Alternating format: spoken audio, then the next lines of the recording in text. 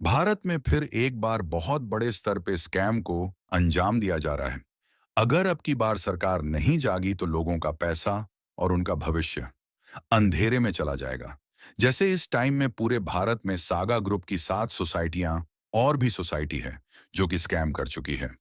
और भी जो समिट और सोसाइटी चल रही है आज नहीं तो कल स्कैम करेंगी ही। ये सत्य है क्योंकि अभी तक जितनी भी सोसाइटी आई है उन्होंने सिर्फ और सिर्फ लोगों को धोखा ही दिया है। अगर भारत सरकार अब नहीं जागी तो ये मान के चलिए आने वाले टाइम पे इतना बड़ा स्कैम हो सकता है जिसको किसी ने सोची ना होगी। इसीलिए मेरी ये सरकार से गुजारिश है कि जितनी भी सोसाइटी या तो उन पे कड़ा नियम लगाया जाए। जैसे अगर किसी का भी भुगतान को लेकर भविष्य में कोई दिक्कत होती है तो पूरा जिम्मेदारी भारत सरकार की होगी। अगर ऐसा नहीं करते हैं तो जितनी भी सोसाइटी चल रही है उनको तुरंत तत्काल प्रभाव से बंद कर देना चाहिए जिससे लोगों का पैसा सुरक्षित हो सके। अभी भी भारत में कितनी सहकारी समिति हैं। भारत में सहकारी समितियां विभिन्न क्षेत्रों में सक्रिय हैं जिनमें से कई लोगों के खाते खोलकर धनराशि जमा स्वीकार करती हैं। सहकारिता मंत्रालय के अनुसार देश में कुल 8,21,616 प्राथमिक सहकारी समितियां हैं। इनमें से 6,31,794 कार्यात्मक सहकारी समितियां हैं जबकि 1,48,594 अकार्यात्मक या निष्क्रिय हैं। इसके अतिरिक्त 32 राज्य सहकारी बैंक और 338 जिला सहकारी बैंक भी कार्यरत हैं।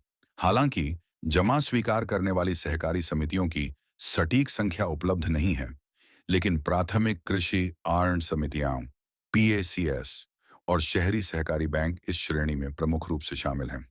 पीएसीएस ग्रामीण क्षेत्रों में किसानों को वित्तीय सेवाएं प्रदान करती हैं, जबकि शहरी सहकारी बैंक शहरी क्षेत्रों में जमा स्वीकार करने और आर्ण प्रदान करने में सक्रिय हैं।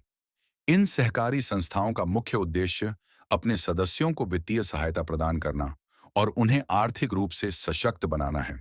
क्या ये सोसाइटी जो दावा करती है उनको पूरा भी करती है? अभी भी लोकल एरिया में काफी ज्यादा स्कैम चल रहा है जिसको लेकर सरकार बेखबर है। कुछ लोग गैंग बनाकर मार्केट से पैसे वसूल रहे हैं और ब्याज पर भी पैसे देते हैं। इनकी सच्चाई बताता हूं, गौर से सुनिए।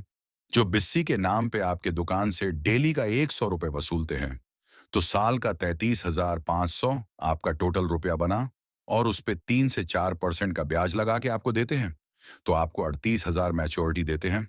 अगर वहीं पे आप इनसे कुछ पैसे उधार पे ले लेते अपने धंधे में लगाने के लिए, जैसे मन की अपने 20,000 रुपया लिया 5 महीने के लिए, तो ये लोग आपसे हर महीने का 3% पे आपको पैसा देंगे। अब आप सोचिए, 600 रुपया महीना का आपका ब्याज बना। अगर आप 5 महीना पे उनको पैसा देंगे तो 23,000 रुपया देंगे और वहीं पे अपने इसका डबल उनको पैसा दिया और ये आपको सिर्फ 1,460 रुपया मिला ब्याज। जबकि अपने 12 महीने खाता चलाया तो आपको सिर्फ 1,460 मिला और वहीं पर सिर्फ 20,000 का उनको अपने 3,000 ब्याज दिया। अब आप ही सोचिए कि आपके ही पैसे से आपको लुटा जा रहा है। इनके पास न तो किसी प्रकार का लाइसेंस है और न ही किसी प्रकार तजुर्बा है। ये किस तरह से कम करते हैं? आपसे पैसा लेकर किसी और को देते हैं और किसी और से लेकर आपको देते हैं। ये बहुत ही बड़ा जुर्म है जो कि खुलेआम किया जा रहा है। इस पे सरकार को कदम उठाना चाहिए।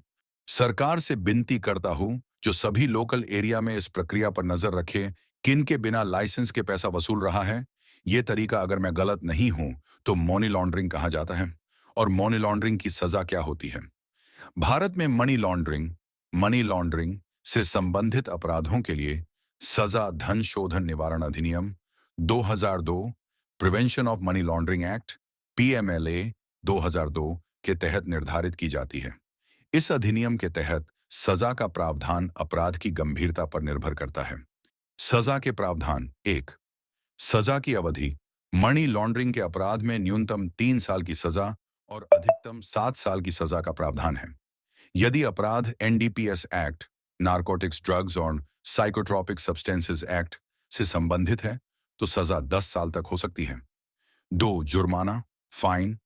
अदालत अपराध की गंभीरता को देखते हुए भारी जुर्माना भी लगा सकती है। जुर्माने की कोई अधिकतम सीमा निश्चित नहीं है, यह अदालत के विवेक पर निर्भर करता है। जांच और गिरफ्तारी। मनी लॉन्ड्रिंग एक गैर जमानती अपराध, नॉन बेलेबल ऑफेंस है। प्रवर्तन निदेशालय, एनफोर्समेंट डायरेक्टोरेट ईडी को विशेष अधिकार प्राप्त हैं, जिसमें जांच, संपत्ति जब्त करना और आरोपियों को गिरफ्तार करना शामिल है। आप सोच ही सकते हैं कि कितना बड़ा अपराध है। मैं अगली वीडियो में ये बताने वाला हूं कि किस किस जगह पे बिस्सी और बिना किसी लाइसेंस के लोग पैसा वसूल रहे हैं और इस जुर्म को अंजाम दे रहे हैं। अगर आपके भी जानकारी में कोई भी ऐसा व्यक्ति हो जो कि मार्केट से पैसा वसूलता हो, उसका नाम पता कमेंट में जरूर बताएं। अगर कोई भी व्यक्ति बिना किसी बैंक से नहीं है और अपने पास पैसा वसूलता है और ब्याज पर पैसा देता है, तो उसका नाम पता और किस किस जगह पे जिला सब कुछ कमेंट में लिखे। अब टाइम आ गया समाज में फैले हुए गंदगी को साफ करने का। आज हम लोग नहीं जागे तो पूरा देश बर्बाद हो जाएगा। फिर से हम ही लोगों में किसी को भगत सिंह राजगुरु और चंद्रशेखर आजाद बनना पड़ेगा।